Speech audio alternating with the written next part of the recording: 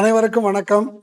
ஒன்றிய அரசாங்கம் தொடர்ச்சியாக தொழிலாளர் விரோத, மக்கள் விரோத, ஜனநாயக விரோத, விவசாயிகள் விரோத போக்கை கடைபிடித்து அதற்கு ஏதுவாக பல்வேறு சட்டங்களை கொண்டு வருவதும் இருக்கிற சட்டங்களை திருத்தம் செய்வதும் என்பதை வாடிக்கையாக கொண்டிருக்கிறார்கள்.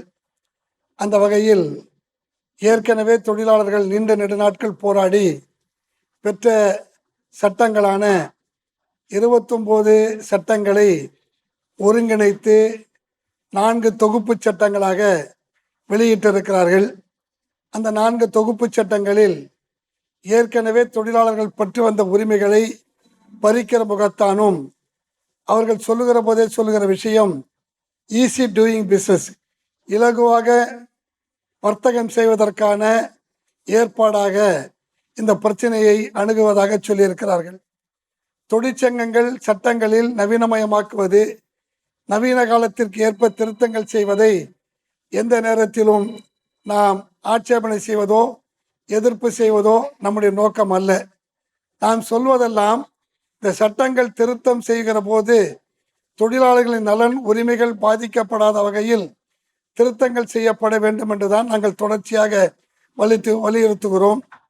ஏற்கனவே இருக்கிற நம்முடைய இண்டஸ்ட்ரியல் எம்ப்ளாய்மெண்ட் ஸ்டாண்டிங் ஆர்டர்ஸ் சட்டப்படி 100 தொழிலாளர்கள் இருந்தால் அந்த நிறுவனத்திற்கு ஸ்டாண்டிங் ஆர்டர் பொருந்தும் என்கிற நிலை இருந்தது.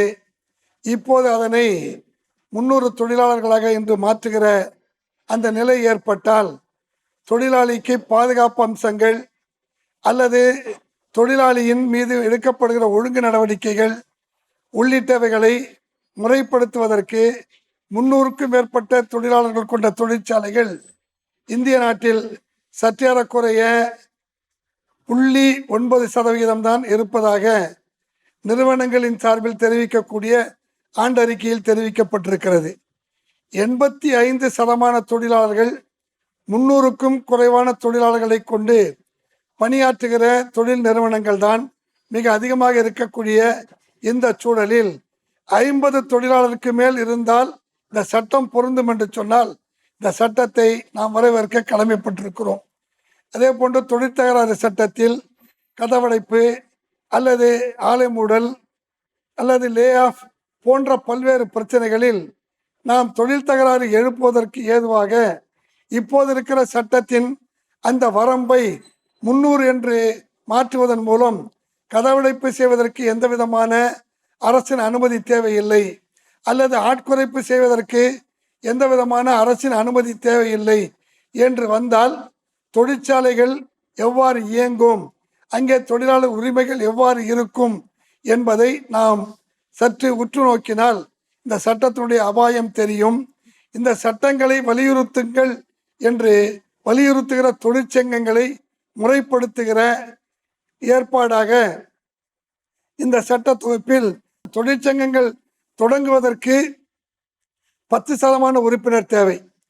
தொழிற்சங்கங்கள் பேச்சுவார்த்தையில் கலந்து கொள்கிற அமைப்பாக மாற்ற கவுன்சிலிங் என்று வருவதற்கு 20% உறுப்பினர் தேவை. இருந்தால்தான் அவர்கள் பேச்சுவார்த்தையில் கலந்து கொள்ள முடியும் என்கிற சூழல் வரும்.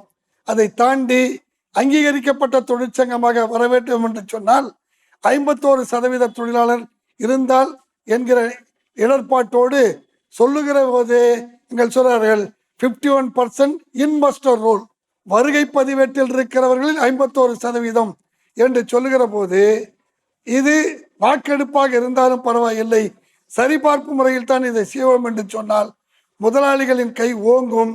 தொழிற்சங்கங்கள் பேச்சுவார்த்தைக்கு எந்த விதத்திலும் யாரையும் நிர்பந்திக்க முடியாது என்கிற சூழல் ஏற்பட்டால் தொழிலாளியின் வாழ்வாதாரம், பணிநிலை, பணி நிரந்தரம், அவர்களுக்கான இதர சலுகைகள், ஊதியம் போன்ற பிரச்சனைகள், சமூக பாதுகாப்பு என்கிற முறையில் இபிஎஃப், பென்ஷன், இஎஸ்ஐ போன்ற அனைத்து பிரச்சனைகளும் பாதிக்கக்கூடிய அபாயம் ஏற்படும்.